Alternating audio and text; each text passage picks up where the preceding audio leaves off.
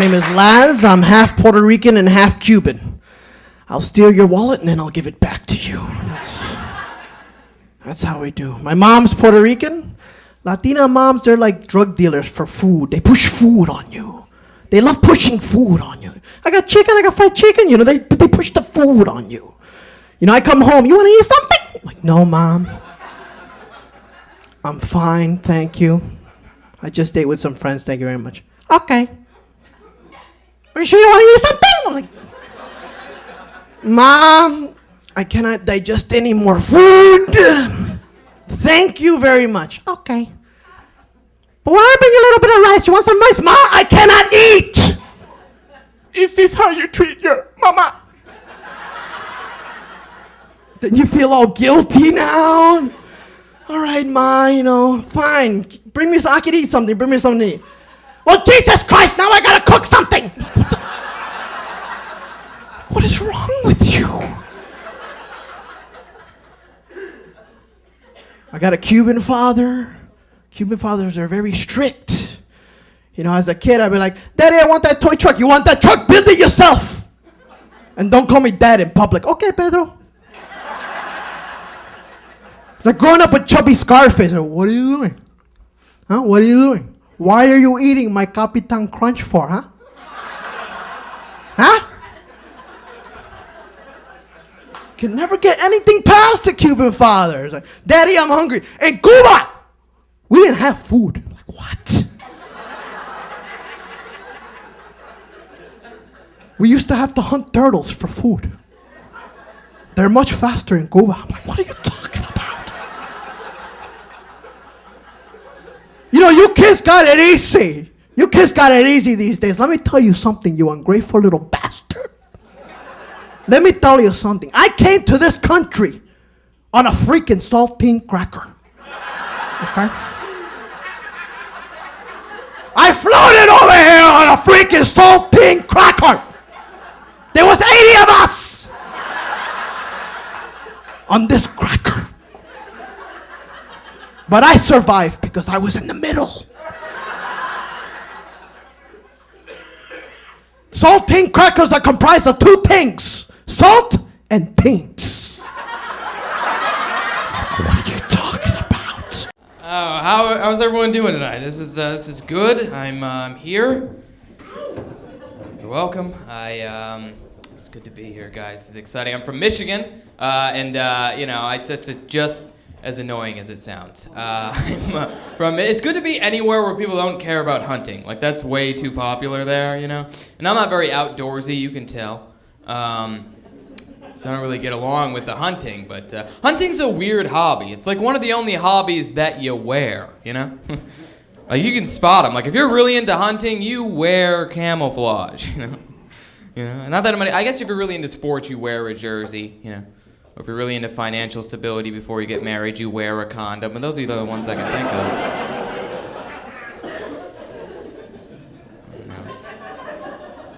It is a weird hobby, though, you know, it is. You know, like I was back home for the holidays and stuff. You know, my stepdad, big into hunting, my stepdad. And he was like, hey, Trevor, I know you're not really the outdoor type, but if you're interested, I'm going to go hang this tree stand so I can hunt tomorrow if you want to come along. I was like, no, that sounds awful. That sounds like the worst day ever. Like, I'm terrified of nature. Like, to me, that's the exact same as being like, Trevor, I know you're allergic to peanuts, but if you're interested, got these peanuts over here. You want some peanuts? No? Okay. I'm from a small town in Michigan. Just to give you an idea how small of a town I am from Michigan and what Michigan's like, you know, like at school, we didn't get Martin Luther King Day off from school. Didn't get it off from school. The day we did get excused from school was the opening day for hunting season. That's where I'm from. And, like, you know you're from Michigan when that's like a holiday in your town, you know? That's exclusively a Michigan thing I found out, because I told that joke down south, they didn't even understand it. They were like, what? It's high school. I was like, I don't know what that,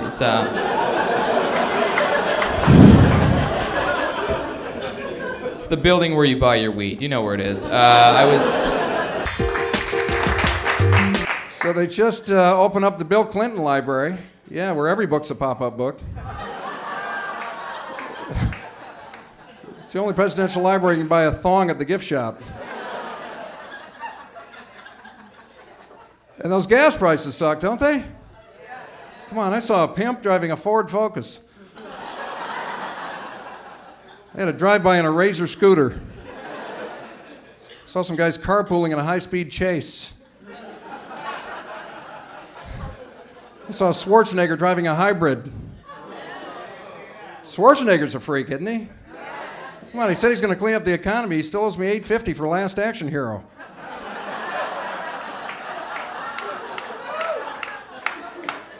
Now that he's governor, you think he can learn how to say the name of the state? Where the heck's California?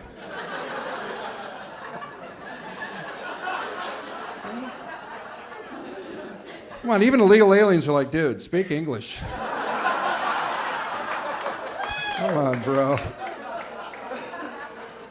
Then they had that article that said Schwarzenegger was smoking pot. Can you see him getting high? Yeah, this stuff is fantastic.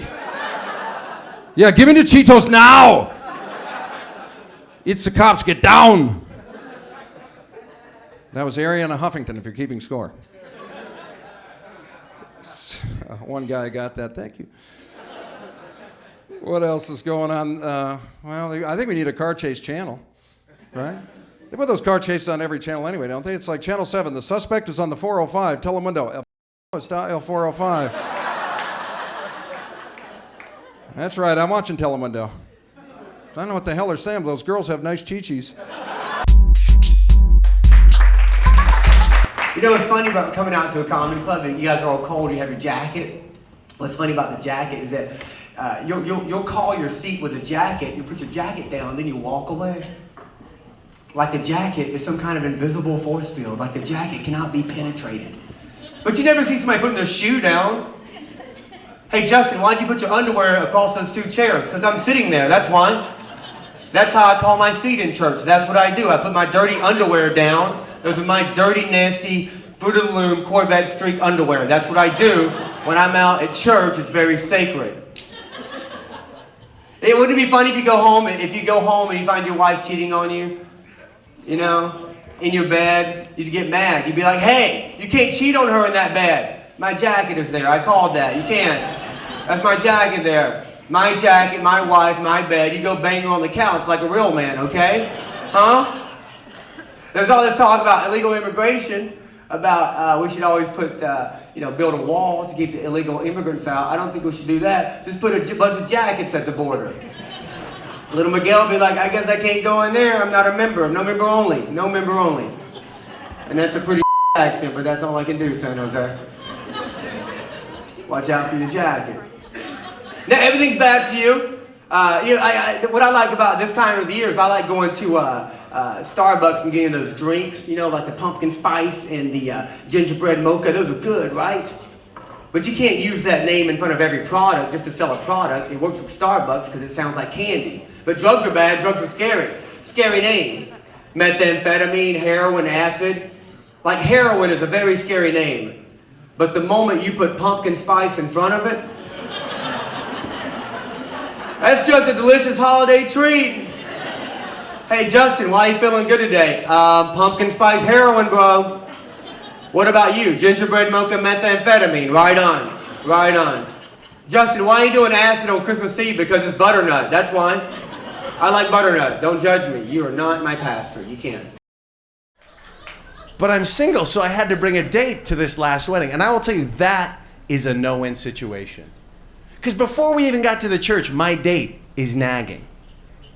That is the worst wedding gift I've ever seen. I got him PlayStation 2. You know, the gift is supposed to be for the husband and the wife. I got him 2 controllers.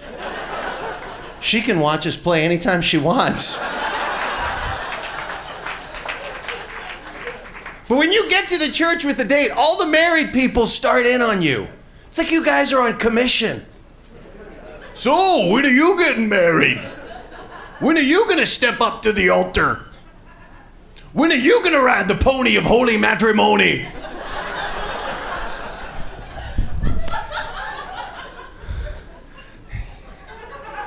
You're the one. People, they ask that question with your date next to you. It is so hard to tell the truth. I don't need to get married. I already have PlayStation 2. Ow.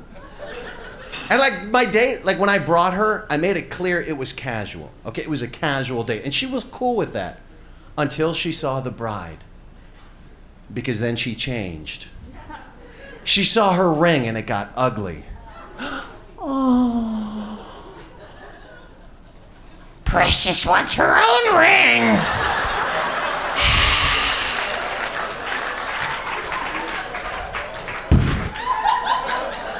Help me, Gandalf.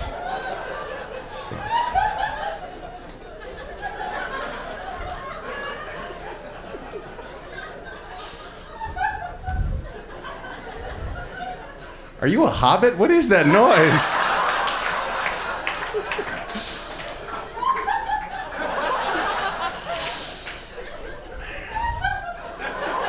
That's all right. No. As a man, if you make a girl make that noise, your job is done. That's cool, man. But I went out on a lot of first dates. And I think there's some unfairness going on because women just fire questions at men like it's some weird interrogation. We don't do that. We just sit there and answer them. They'd ask me questions like, have any of your past relationships worked out? Well, no, none of them permanently. Otherwise, I wouldn't be talking to you right now. Unless I was cheating or looking for a three-way. And I'm not bragging, you guys, but I had one of those once. It was, check it out, it was me, her, and her boyfriend beating me with a bat. Oh my God, that was hot. That was good. Then they say this one. I don't know, do you have a good full-time job? It's like, what? That's kind of insulting. I'm like, how do you think the newspaper gets to your door every morning? Maybe you should read it. The worst question is this, though. This is the heaviest one. They just look at you and they say, how come a nice guy like you has never been married? And I have to answer that honestly from the heart. That's the only way to answer that one. I just look them right in the eye and I say, because I've been waiting for a very, very special kind of woman who's rich and stupid. Now, are you rich? That joke is extra credit if you can get it. There's a little twist at the end. Figure it out on the way home. But anyhow, I'm going out with a woman right now. It's pretty cool. She's so open-minded, okay? We can talk about anything. I recently proposed to her that she and I be allowed to have sex with other people, okay? And I am so friggin' psyched, okay? Because we were only one vote away from unanimous approval. And I'm looking for a recount. How about that? But I think what you have to do is if you're a man, just ask the woman their craziest fantasy. They appreciate that. I asked my girlfriend her craziest fantasy, and she said, okay, we're in a really expensive restaurant, we're all dressed up, and the food is great. And I said, okay, what's the sex part? And she said, no, there's no sex, it's just that you're paying the bill. And I said, think of something that could happen.